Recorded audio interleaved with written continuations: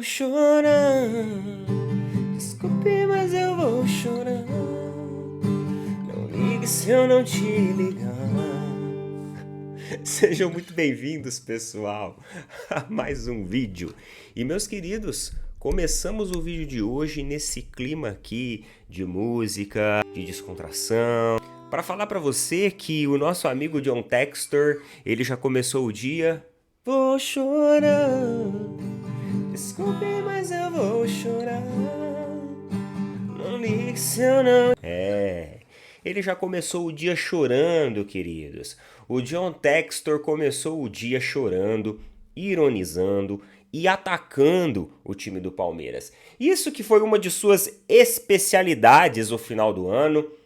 E eu acho engraçado, pessoal, como que as pessoas, né, elas tentam sempre procurar uma válvula de escape para não admitir e não colocar certas responsabilidades e não assumir certas responsabilidades para ela. Dos mesmos criadores que falam que não passou no concurso público porque algumas pessoas tinham o gabarito, ou porque ela tinha muita coisa para fazer e a vida é muito corrida, e ela às vezes não gosta de admitir que na verdade não foi ela que colocou a bunda na cadeira e não estudou e por isso que ela não passou. Os mesmos criadores daquele cara que erra no trânsito e acaba acertando o outro, ele não quer admitir que ele estava errado. Na verdade foi o erro que ele cometeu que acabou causando aquele determinado acidente em questão. Então as pessoas elas sempre buscam uma válvula de escape para fugir de suas responsabilidades, e eu acho que esse é um dos maiores problemas dos seres humanos.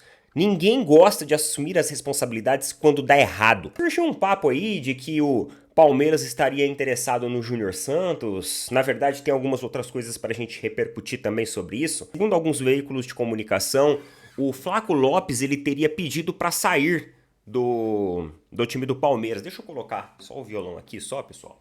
E aí a gente já... Vamos lá então. E meus queridos, antes de mais nada, deixa eu já falar aqui, não se esqueçam de apoiar os nossos amigos, os nossos parceiraços da Tribo da Sorte. Tribo da Sorte, não é casa de aposta esportiva, Tribo da Sorte é uma plataforma dos bolões de jogos eletrônicos da Caixa Econômica Federal. Então tudo regulamentado, tudo certinho. Você pode acessar, eu estou colocando um link fixado nos comentários. Você tem também a opção de utilizar o QR Code que está aparecendo aí para você. E também tem o nosso cupom. Esse cupom, mano, vai te dar um desconto, que é o cupom OpinaTribo, para quando você entrar nessa plataforma e você utilizar ela. É uma plataforma muito intuitiva, tem uma baita vantagem porque você tem uma inteligência artificial que vai melhorar a sua probabilidade de ganhos, e eu tenho certeza que você vai se divertir bastante lá na Tribo da Sorte. Você não pode deixar de conferir. Tô colocando aí, o link fixado nos comentários, Tribo da Sorte, parceiraços nossos. Estamos há mais de 6 meses, né? Comemorando essa parceria com a Tribo, e muito obrigado a todo mundo que colabora todos os dias, viu? Você vai gostar bastante da plataforma, tem suporte técnico pra você. Então vamos lá, pessoal, continuando a história de onde paramos. Cara, assim, tudo começou ontem à noite, quando um atacante do Palmeiras, o Flaco Lopes, teria pedido para sair e ser negociado do clube. O River Plate, ele estava fazendo algumas sondagens na tentativa de algumas investidas no Flaco Lopes. Porém, o Palmeiras, entendendo que o Flaco Lopes fazia parte ali, né, de um elenco, né, uma parte estratégica de setor do Palmeiras, entendia que não fazia questão da negociação de Flaco Lopes. Só que uma coisa chamou muito a atenção no jogo passado. O Flaco Lopes ele permaneceu todo o tempo da partida no banco. Ele não foi utilizado em nenhum momento durante a partida pelo técnico Abel Ferreira. E muitas pessoas começaram a questionar isso. Peraí, ele entra com o Breno Lopes, ele entra com o Rony, os caras ali, né, dando um cambalhotas no campo, tropeçando na bola, e ele deixa o Flaco Lopes, um dos jogadores mais caros da história do Palmeiras, no banco. Isso chamou muito a atenção. E coincidência ou não, ontem sai a notícia de que o Palmeiras abriu as negociações do Flaco Lopes com o River Plate. E logo o nome do Júnior Santos acabou sendo associado a todo esse emaranhado de informações. Hoje pela manhã, o nosso querido e amigo John Textor, vou chorar. Ele chorou mais uma vez lá pela rede social X. Ele falou o seguinte, olha só, Palmeiras deveria comprar em outro lugar. Os jogadores do Botafogo preferem 11 contra 11, fazendo uma alusão a todas as acusações de que o Palmeiras teria sido favorecido, de que o Palmeiras teria um esquema para ser favorecido, etc e etc. Enfim, todo aquele circo que ele armou no final do ano passado a respeito do futebol brasileiro. Você concorda comigo que o penhasco do qual o Botafogo desceu, né, ladeira abaixo, praticamente se jogando e sem paraquedas, ele tem uma grande parte e boa responsabilidade em cima de tudo isso do próprio Botafogo, porque afinal quem estava lá no alto desse penhasco, quem estava lá no topo máximo era o Botafogo. E o Palmeiras não teria sido campeão se o Botafogo não tivesse descido ladeira abaixo, porque o Botafogo estava 13, 14 pontos de distância. E no fim ainda, o Botafogo pegou a pré-Libertadores, quase não pega nem a pré-Libertadores. E nada contra os nossos colegas botafoguenses, mas eu acho que o John Textor, ele tá fazendo ali tempestade em copo d'água. E sinceramente, meus queridos, eu não quero o Júnior Santos não. Eu não quero o Júnior Santos não. Eu não quero o jogador do Botafogo. Talvez o Vitor Sá, pode até ser. Mas assim, pipocar do jeito que eles pipocaram no ano passado, eu não quero esses jogadores no Palmeiras não. Entendeu? Deixa os caras que tá mesmo. Deixa os caras que tá pra quê? Pra chegar e pipocar aqui? Não, aí vai pipocar no Botafogo, vai pipocar no Atlético Mineiro, pipoca em qualquer outro time, irmão. Mas não vem pipocar no Palmeiras, não. Você é louco. A respeito dessa negociação do Flaco Lopes, eu acho que realmente isso faz sentido que o pessoal tá falando, porque o jogador não tá sendo aproveitado. É um jogador caro que está parado, então vende, mano. Não vai utilizar o jogador? Vende. Pessoal, olha só, vou falar uma coisa pra vocês. O Flaco Lopes, ele é um jogador posicional. Ele não é um cara que ele gosta de rodar muito. Ele não é o cara que gosta de voltar toda hora. Ele é aquele atacante, sabe, estilo o Pedro, que fica ali à frente, esperando qualquer oportunidade, né? Um cara oportunista. Ele tem essa característica. E hoje o Palmeiras não tem nenhum jogador que leve trás pra ele. Ele quer jogadores que vão e voltam, Ele quer jogadores correria.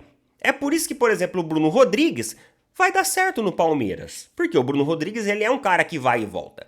É por isso que, por exemplo, o Caio Paulista veio pro Palmeiras por causa disso. Porque é jogador que vai e volta. Ele quer jogador que busca, marca e volta. O Endrick só começou a ter rodagem no Palmeiras quando o Endrick começou a fazer isso.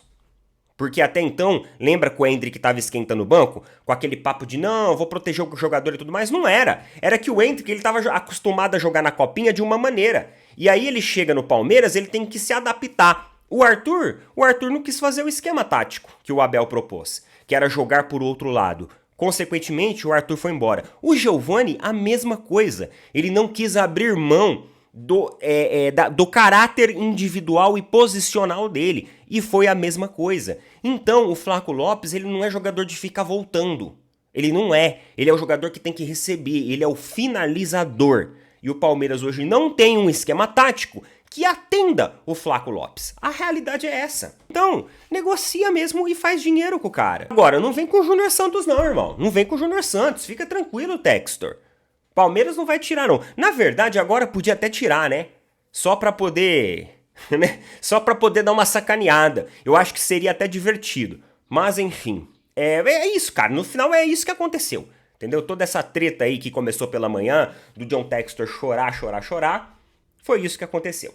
Outro assunto aí, Léo Ortiz, tá? Bragantino teria reduzido a pedida em relação ao Léo Ortiz. Essa notícia foi a notícia que saiu agora pela manhã aí. Muitos torcedores estão encarando de forma bem otimista essa redução. E na verdade, eu acho que não é a redução que só causa o ponto de vista otimista do pessoal. Apesar que eu tenho um questionamento para fazer aqui para vocês, quero saber a opinião de vocês. Eu acho que muito do que o Caixinha falou na coletiva do Bragantino, né, o Bragantino jogou pelo Campeonato Brasileiro, lá com o Água Santa, inclusive até perdeu, né, do Água Santa. E aí o Pedro Caixinha, ele falou sobre a situação do Léo Ortiz, deixou umas coisas um pouco soltas ali. Olha só o que ele falou, vamos lá. Eu acho que tudo isso, essa redução de pedida, somado ao que o técnico do Red Bull falou, eu acho que acabou casando e aí efervesceu de novo essa situação. Acabou esquentando novamente uma situação que já estava, digamos assim, resolvida. Ele falou o seguinte, ó.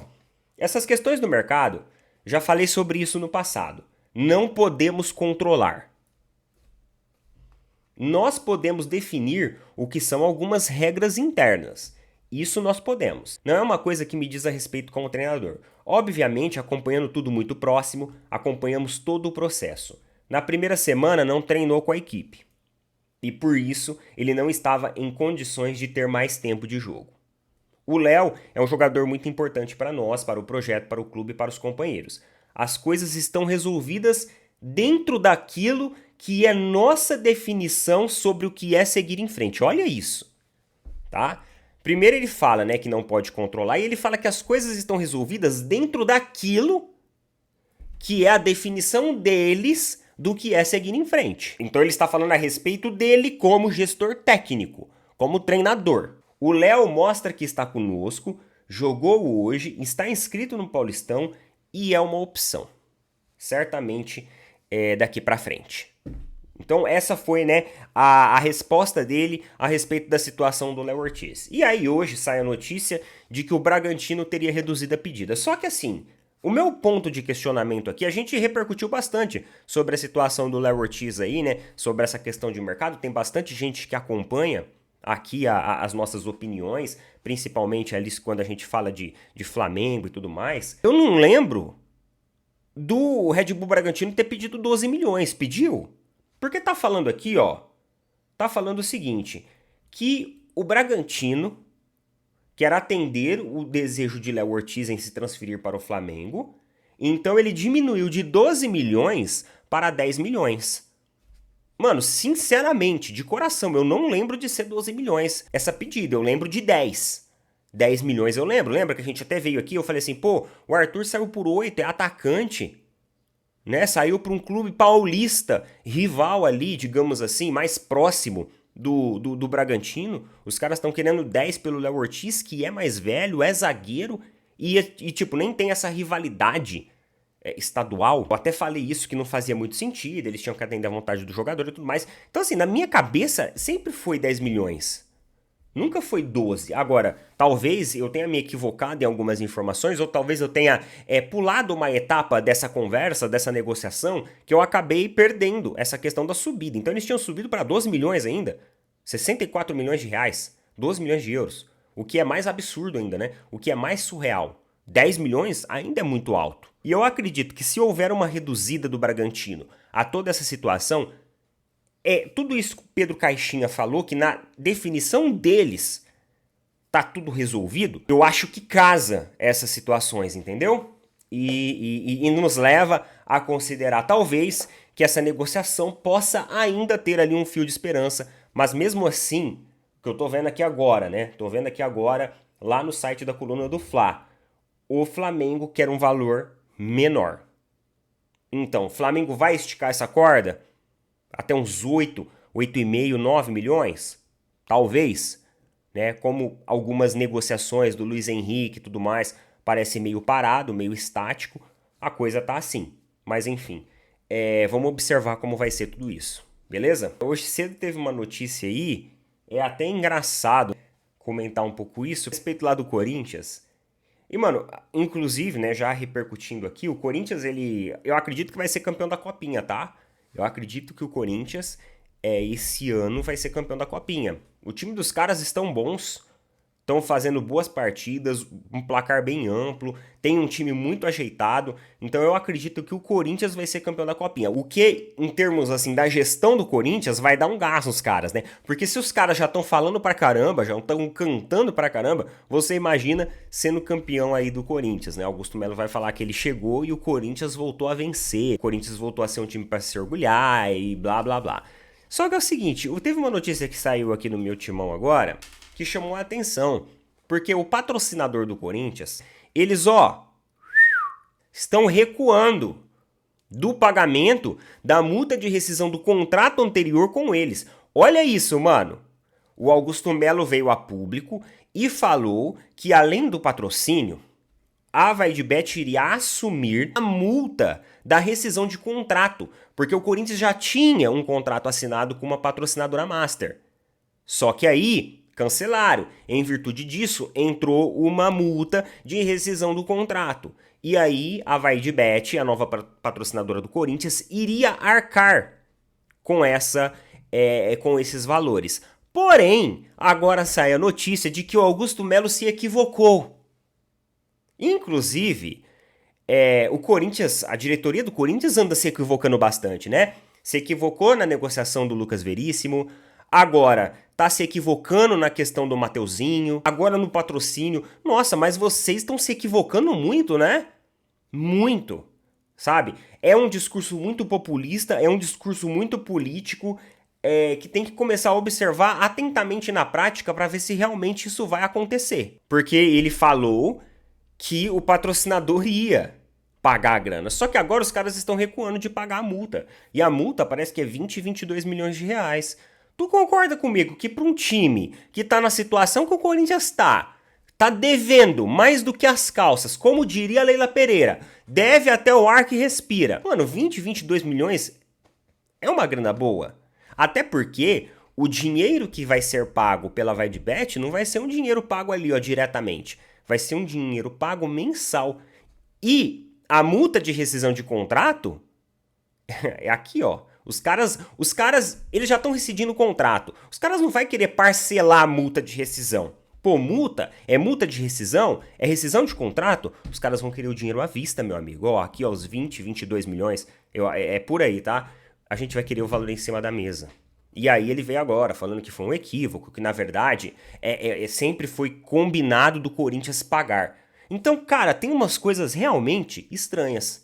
Estranhas que tá acontecendo nessa situação aí de patrocínios milagrosos do Corinthians. Uma empresa que tem um patrimônio de 19 milhões de reais, fazer uma proposta de 360 milhões. Você concorda comigo que o patrimônio da empresa não paga a multa de rescisão de contrato do Corinthians?